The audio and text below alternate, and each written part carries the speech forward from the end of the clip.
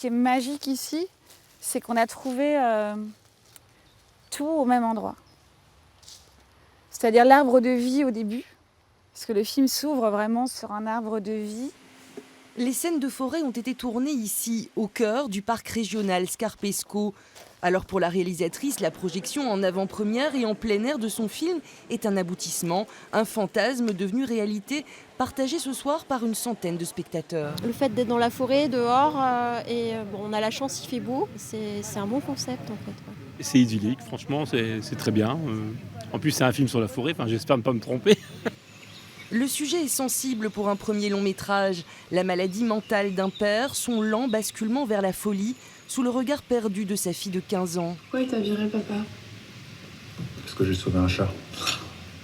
On peut parler d'autre chose, s'il vous plaît.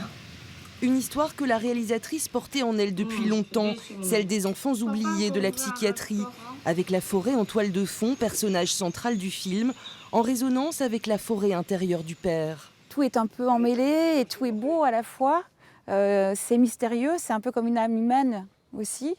Et la forêt, c'était aussi évoquer le refuge, l'apaisement, là où on peut se perdre aussi. Et puis là où ça devient inquiétant quand c'est la nuit.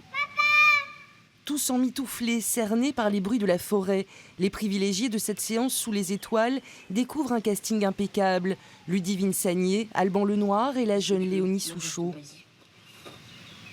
Ton papa nous a dit d'attendre. C'est un effet plus apaisant, je trouve, de le voir comme ça dans... Oui, ça m'aurait plus stressé dans une salle.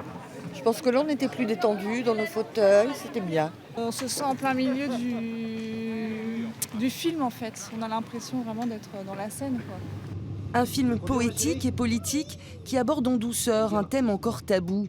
La forêt de mon père sort ce mercredi 8 juillet dans les salles obscures, mais hélas loin de la forêt.